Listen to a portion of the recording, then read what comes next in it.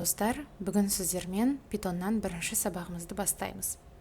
Ең алдымен сіздерге осы сұрақтарға жауап беру өтейін. Data Science-ті бастаған адамдар неге именно Python тілін қолданады, Jupyter ноутбук не үшін, ол не Jupyter ноутбук деген. Осы сұрақтарға көп адамдар жауап іздеген болар. Бірақ басқаларға қоюға ұялады, мысалы. Сіздерге осы сұрақтарға жауап беру өтейін. Жауап өте простой. Не себепті Python? Себебі қазір мына астында сіздерге примерлерді көрсетемін, және мына жерде сіздерге орыс тілінде жаза кеттім Pythonның қандай плюстары бар екен. Ең бірінші ол Python тілі өте простой. Жазған кезде сіздерде кодты қалай бар, мысалы сіздер ағылшын тілін жақсы білсеңіздер, Pythonды жазу оңайға түседі. Себебі ағылшындағы сөздерменен кәдімгідей простой тілдермен жаза бересіз. Екінші библиотекасы.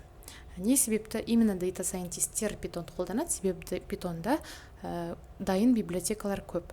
SciPy, және де там статистиканың, және де именно машинное обучениенің библиотекалары бар. Соны просто алып қолдана берген, код жазған data scientисттерге өте оңай.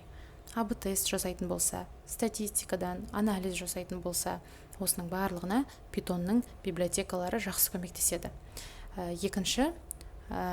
Үшінші многофункциональность. Многофункциональность, яғни Pythonда өте көп нәрселерді жазуға болады. Мысалы, Data Science-та қолдануға болады, немесе фреймворк арқылы сайтты жасайсыз, ойын жаза бересіз. Тағы да не бар? Кез келген жерде Pythonды қолдануға болады. Приложение жазуға болады, барлығын істеуге болады. Өзінің фреймворктары бар. Django деген фреймворк бар, неше түрлі басқада. Келесі интерпретируемость. Интерпретируемость деген, яғни Python тілінің соншалықты простой екендігі. Осындай жазған кезде де оқылуы, осының барлығы бір қараған кезде кодты түсіну оңайырақ. Және поддержка комьюнити. Поддержка комьюнити негізі тоже үлкен бір орын алады.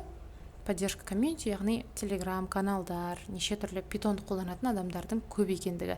Егер де сізде қандай да бір проблема болса, егер де дәл осы Python тілінде жазатын адамдар көп болса, олардан көмек сұрасаңыздар болады. Сондықтан поддержка комьюнити тоже маңызды нәрсе.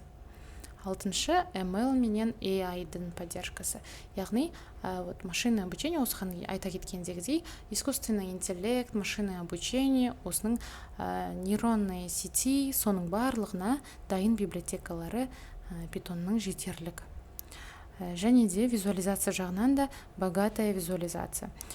Яғни неше түрлі библиотекалар бар, сіздерге неше түрлі графиктерді, тіпті осы дүниежүзінің картасына дейін сызып беретін, адамның қай жерде орналасқанын, оны в реальном времени көруге болады. Осындай үлкен визуализацияның библиотекалары өте көп. Сондықтан да именно дата аналитикаға визуализация маңызды болғандықтан дата аналитиктер Python тілін таңдайды.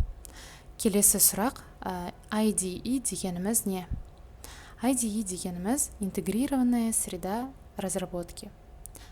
Яғни, былайша айтқан кезде Python тілін бізге код жазуға ыңғайлы қылу үшін, кодты запускать ету, компилятор, соның барлығына ыңғайлы болу үшін бізге осындай инструменттерді шығарып береді.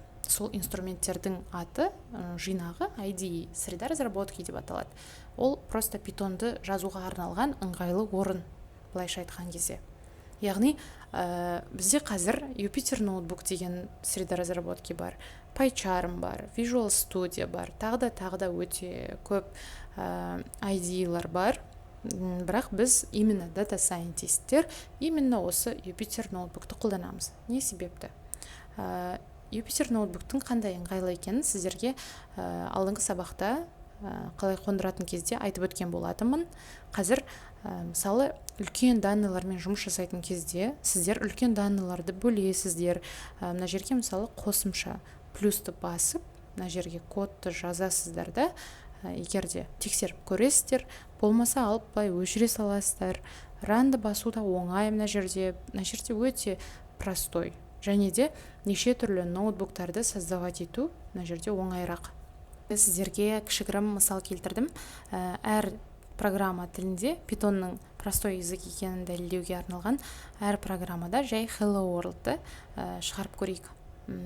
Hello world шығару үшін Java'да осындай былайша айтқанда 3 жолдан тұратын код жазу керек. 4 жол, иә. Мына жерде C++. C++да қандай hello world дегенді просто 2 сөз жазу үшін ол жерде мынандай код жазасыз. Және C#да тоже өте үлкен. Ал енді Pythonда жай ғана print hello world.